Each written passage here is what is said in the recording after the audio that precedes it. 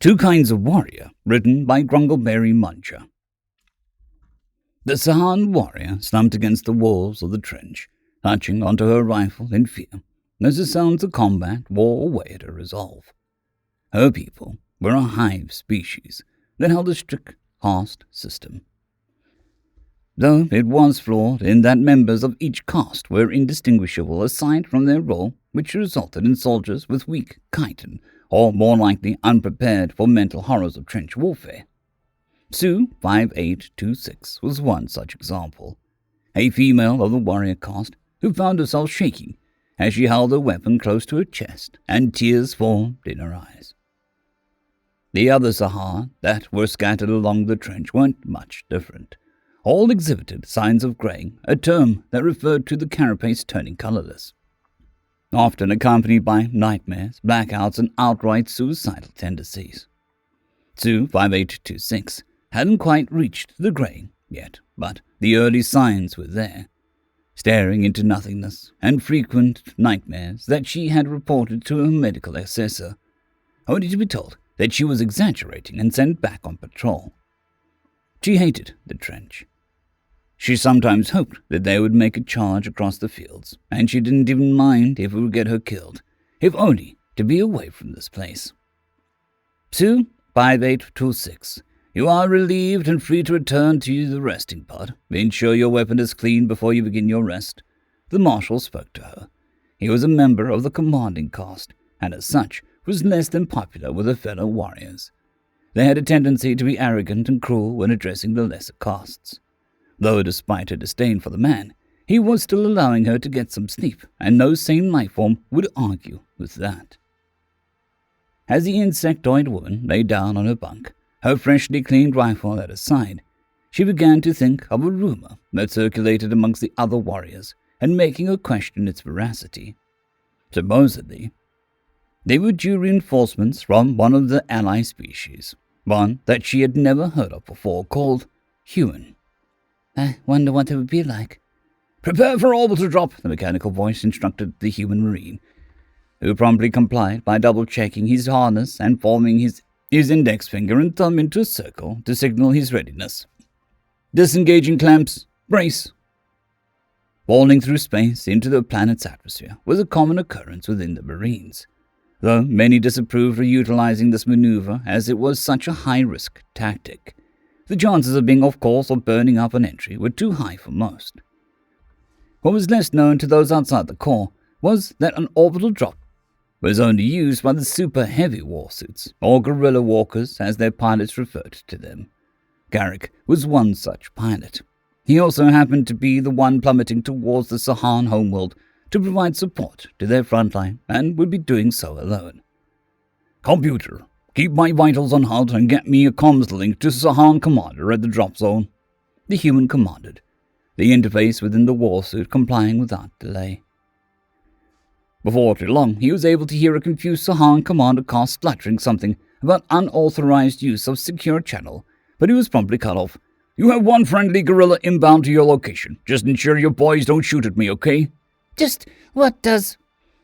The feed was cut as the Marine had cut through the atmosphere, armor plating glowing with heat as the wallsuit fell. Garrick took his moment of calm to observe the scenery. A beautiful sunset on an alien homeworld wasn't something he saw very often, but it wasn't to last as he noted that the suit was being targeted by anti-air weapons. Oh, for the love of... Sue 5826 woke with a start, and all but jumped to an upright position. Her talons extended. This had been the fourth time she awoke in such a manner that week, though she quickly composed herself and checked a nearby timepiece, revealing that she had slept for only 3 hours. With a sigh, the warrior pulled herself from the bunk and began dressing herself for patrol, putting on her boots and collecting her equipment. Yet, as she left the resting pod, a bright light caught her eye. Looking up at the phenomenon, it appeared as though an object was falling from the sky, though just before she dismissed it as a chunk of debris, enemy autocannons began firing at the object. She watched in utter confusement as the chunk of metal began almost dancing around the shots, far too precise movements to be random. A machine. It was at this point she noticed that whatever the mechanical entity was, who was heading straight for the trench line she was currently in.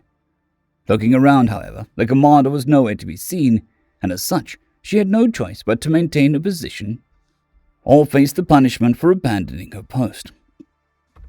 "Get me an ETA on touchdown and deploy flares immediately," Garrick commanded to his suit's interface, resulting in a dazzling display of red light around the warsuit as he continued tapping the directional thrusters to avoid more and more ordnance.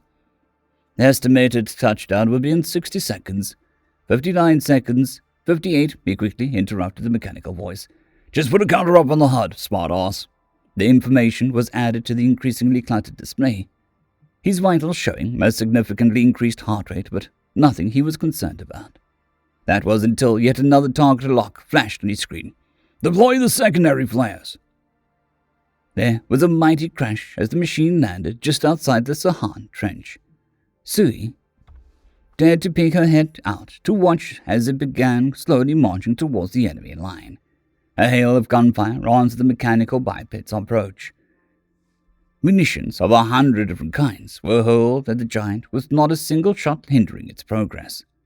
Sui was enamored by the durability of such a device, its armor unyielding to what was an absurd amount of weapons fire, but that was when shouting from her own trench pulled her from the scene. "Weapons ready! Ladders set!" the marshal began shouting. Those orders were everything she feared. They were to charge the enemy trench line. As her fellow warriors took their places at the ladders, rifles loaded and in hand, her thoughts were shattered as an ungodly sound echoed and drowned out all others. The sound was an unending buzzing. She could not describe it well, but that was of no matter to the commander as he blew the whistle around his neck. With screams of both terror and bravery, the warriors began flooding out of the trench, yet food to none of valors expected. Once Sue had climbed out onto the field, the lack of fire on her fellow warriors was explained, as was the sound that she had heard.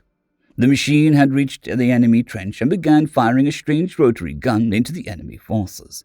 The buzzing was the sound of hundreds of shots being fired within seconds. Yet this was not the machine's only weapons, as missile launchers fired from its back and struck into machine gun positions. The screams from its targets cut off by the horrific buzzing sound. "Target forces engaged, firing auxiliary rockets," the artificial voice alerted, though Garrick was somewhat preoccupied with maniacal laughter at getting to fire the minigun. Technically, it was not actually a minigun, as this was a full-sized version of the weapon, the minigun being a handheld or light vehicle variant, but he didn't care. Everyone knew what he meant when he said the minigun. "Eat lead, space Nazis!" Garrick began shouting at no one in particular. The computer was quick to correct his inaccuracies in his statement, however.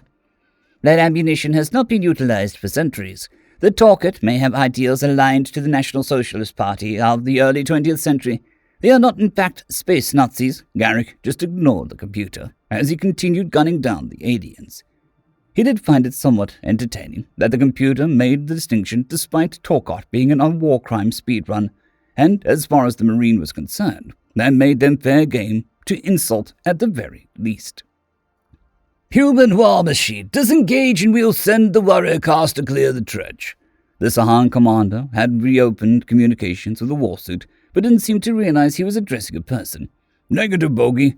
I'm on a kill streak, and you aren't stealing my picks. Besides, you guys would just get hurt, so just hold back for now until the enemy mortars are dealt with," he replied, earning a scoff from the commander, as he began ranting about how he was the one in charge. Though before he actually heard any of the rant, warnings began flashing up on the warsuit HUD. "Artillery, get your soldiers to cover now." Sui had just reached the war machine, as the telltale signs of mortar shells could be heard falling towards their position, causing her to look for somewhere, anywhere, that she could hide. In her panic, she froze up as she saw a single shell heading straight towards her. She would be the latest in an uncountable list of warrior caste killed by the invaders. As she closed her eyes, the warrior allowed her tears to flow freely and unabated as she waited for the shells to hit. "Get down!" A strange and mechanical voice brought the warrior from her delirium. There was the sound of an explosion just above her, but no shrapnel to speak of hit her. Opening her eyes, the war machine was stood over her, its lights almost blinding as it shielded her from the mortar fire. When she'd recovered from her stupor, the warrior began moving into the trench, with the machine continuing to cover her until finally the barrage stopped. Right, since you're the commander is a jackass and wants you guys in harm's way, I'm going to go clear out the artillery emplacement. Do not follow me. So he had far too many questions to ask, but evidently wouldn't get any answers as the machine began slowly lumbering in the direction of the mortars had come from. After his departure, she finally found a voice. What's a jackass? End of story. I would like to thank our T5 members and patrons, Casper Arnholtz, John Creighton, Vidmori, 050, Dragzoon WRE, and Elijah Silvercross. Thank you very much.